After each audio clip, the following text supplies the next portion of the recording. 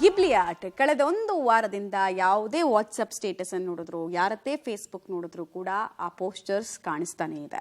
So ಗಿಬ್ಲಿ art ಕಡಿಮೆ ಸಮಯದಲ್ಲಿ ತುಂಬಾ ಫೇಮಸ್ ಆಗಿದೆ. ಆದರೆ ಇದು ಸೈಬರ್ ಕಳ್ಳರಿಗೆ ಕನ್ನ ಹಾಕೋದಕ್ಕೆ, ಅದರಲ್ಲೂ ನಿಮ್ಮ ವೈಯಕ್ತಿಕ ಡೇಟಾವನ್ನ ಕನ್ನ ಹಾಕೋದಕ್ಕೆ ಒಂದು ರಹದಾರಿ ಅಂತ ಸೈಬರ್ ಎಕ್ಸ್ಪರ್ಟ್ಸ್ ಆತಂಕವನ್ನ ವ್ಯಕ್ತಪಡಿಸ್ತಾ ಇದ್ದಾರೆ. ಗಿಬ್ಲಿ ಆರ್ಟ್ಗೂ ಸೈಬರ್ ಕನ್ನಕ್ಕೂ ಏನ್ ಸಂಬಂಧ ಅನ್ನೋದ್ರ ಡೀಟೇಲ್ಸ್ ಇದೆ, ನೋಡ್ಕೊಂಡು ಬರೋಣ ಬನ್ನಿ. ನಿಮಗೂ ಸೂಪರ್ ಟೆಂಡ್ ಗಿಬ್ಲಿ ಆರ್ಟ್ ಕ್ರೇಜ್ ಇದೆಯಾ? ಜಾಲತಾಣದಲ್ಲಿ ಅಬ್ಬರಿಸ್ತಾ ಇರುವ ಗಿಬ್ಲಿ ಆರ್ಟ್ ಬಗ್ಗೆ ಇರಲಿ ಎಚ್ಚರ. ನಿಮ್ಮ ವೈಯಕ್ತಿಕ ಡೇಟಾ ಸೈಬರ್ ಕಳ್ಳರ ಪಾಲಾಗಬಹುದು. ಹೊಸ ಟ್ರೆಂಡ್ ಬಗ್ಗೆ ಸೈಬರ್ ಎಕ್ಸ್ಪರ್ಟ್ಗಳ ಕಳವಳ. ಗಿಬ್ಲಿ ಆರ್ಟ್ ಯಾರ ಸೋಷಿಯಲ್ ಮೀಡಿಯಾ ನೋಡಿದ್ರು ಇದರದ್ದೇ ಸದ್ದು. ತಮ್ಮ ಕುಟುಂಬ ವೈಯಕ್ತಿಕ ಫೋಟೋಗಳನ್ನ ಬಗೆ ಬಗೆಯಾಗಿ ಹೊಸ ರೀತಿಯ ಟ್ರೆಂಡ್ ನಲ್ಲಿ ಅಪ್ಲೋಡ್ ಮಾಡಿ ಸಂಭ್ರಮಿಸ್ತಿದ್ದಾರೆ. ಇದು ಕಳೆದೊಂದು ವಾರದಿಂದ ಭಾರಿ ಸದ್ದು ಮಾಡ್ತಿದೆ. ಆದರೆ ಇದೇ ಗಿಬ್ಲಿ ಈಗ ನಿಜಕ್ಕೂ ಸೇಫಾ ಅನ್ನುವ ಪ್ರಶ್ನೆ ಮುನ್ನೆಲೆಗೆ ಬಂದಿದೆ.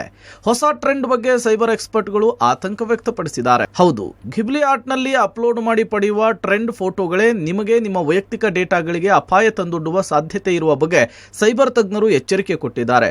ಸದ್ಯ ಟ್ರೆಂಡಿಂಗ್ ನಲ್ಲಿರುವ ಗಿಬ್ಲಿಗೆ ಯುವ ಜನ ಮುಗಿಬೀಳ್ತಿದ್ದಾರೆ. ಆದರೆ ಇದರ ಪರಿಣಾಮದ ಬಗ್ಗೆ ಅರಿವಿಲ್ಲದೆ ಬಹುತೇಕರು ಇದರ ಬಳಕೆಗೆ ಮುಂದಾಗ್ತಿದ್ದಾರೆ. ಗಿಬ್ಲಿ ನೀಡುವಂತಹ ಸ್ಕೆಚ್ ಫೋಟೋಗಾಗಿ ತಮ್ಮ ಒರಿಜಿನಲ್ ಫೋಟೋಗಳನ್ನ ಜನ ಅಪ್ಲೋಡ್ ಮಾಡ್ತಿದ್ದಾರೆ. ಆದರೆ ಒರಿಜಿನಲ್ ಫೋಟೋಗಳು ಎಲ್ಲಿಗೆ ಹೋಗಿ ಸೇವ್ ಆಗ್ತಾ ಇದೆ, ಯಾರ ಬಳಿ ಸೇವ್ ಆಗ್ತಾ ಇದೆ, ಮುಂದೆ ಅದನ್ನೇ ಇಟ್ಕೊಂಡು ಏನ್ ಮಾಡ್ತಾರೆ ಅನ್ನುವ ಅನೇಕ ಪ್ರಶ್ನೆಗಳು ಹಾಗೆಯೇ ಉಳಿದಿದೆ. ಜೊತೆಗೆ ನೀವು ಅಪ್ಲೋಡ್ ಮಾಡುವಂತಹ ಒರಿಜಿನಲ್ ಫೋಟೋವನ್ನೇ ಬಳಕೆ ಮಾಡಿಕೊಂಡು ಸೈಬರ್ ಖದೀಮರು ನಿಮ್ಮ ಫೋಟೋಗಳನ್ನ ನಾನಾ ರೀತಿ ದುರುಪಯೋಗ ಪಡಿಸಿಕೊಳ್ಳುವ ಸಾಧ್ಯತೆ ಇದೆ. ಅಲ್ಲದೆ ನಕಲಿ ಸೋಷಿಯಲ್ ಮೀಡಿಯಾ ಖಾತೆಗಳು, ಬ್ಯಾಂಕ್ ಹೆಸರಿನಲ್ಲಿ ಮೋಸ, ನಿಮ್ಮದೇ ಭಾವಚಿತ್ರವನ್ನು ಬಳಸಿ ವಂಚನೆ ಮಾಡುವ ಅನೇಕ ಸಾಧ್ಯತೆಗಳಿದೆ ಅಂತಾರೆ ತಜ್ಞರು.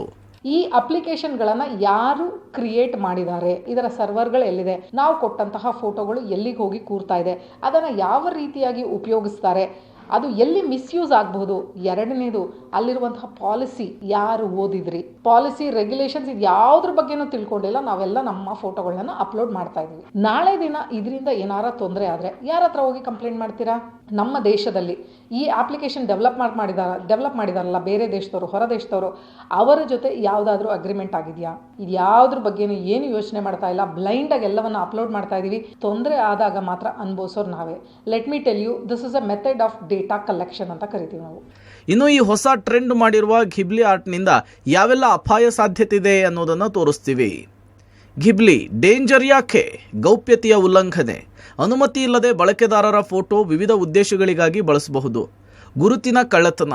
ಫೋಟೋ ದುರುಪಯೋಗದ ಜೊತೆಗೆ ಯಾರೊಬ್ಬರ ಗುರುತನ್ನ ಕದಿಬಹುದು. ಡೇಟಾ ಸುರಕ್ಷತೆ. ಬಳಕೆದಾರರ ಮಾಹಿತಿ ಅಸುರಕ್ಷಿತ, ಹ್ಯಾಕಿಂಗಿಗೂ ಕೂಡ ಬಲಿಯಾಗಬಹುದು. ದುರುಪಯೋಗ. ಫೋಟೋಗಳನ್ನು ತಪ್ಪಾಗಿ ಬಳಸಬಹುದು. ಉದಾಹರಣೆಗೆ ನಕಲಿ ಪ್ರೊಫೈಲ್ಗಳನ್ನು ರೆಡಿ ಮಾಡಬಹುದು. ಕಾನೂನು ಸಮಸ್ಯೆಗಳು. ಫೋಟೋಗಳನ್ನು ಅನಧಿಕೃತ ಬಳಕೆಯಿಂದ ಕಾನೂನು ಸಮಸ್ಯೆ. ಬಳಕೆದಾರರು ಫೋಟೋ ಹಂಚಿಕೊಳ್ಳುವ ಮುನ್ನ ಎಚ್ಚರಿಕೆ ವಹಿಸಬೇಕು ಅಂಥೇಳಿ ಸೈಬರ್ ತಜ್ಞರು ಸಲಹೆ ಕೊಟ್ಟಿದ್ದಾರೆ. ನಾಳೆ ದಿನ ನೀವು ಕೋರ್ಟಲ್ಲಿ ಕೇಸ್ ಹಾಕಿದ್ರು ಏನಾರ ತೊಂದರೆ ಆದಾಗ ಡೇಟಾ ಕೊಟ್ಟವ್ರು ಯಾರು? ನೀವಾಗೆ ಕೊಟ್ಟಿದ್ದೀರಾ. ನಿಮ್ಮಿಂದ ಏನು ಕದ್ದಿಲ್ಲ, ಕಸದಿಲ್ಲ ಅವರು.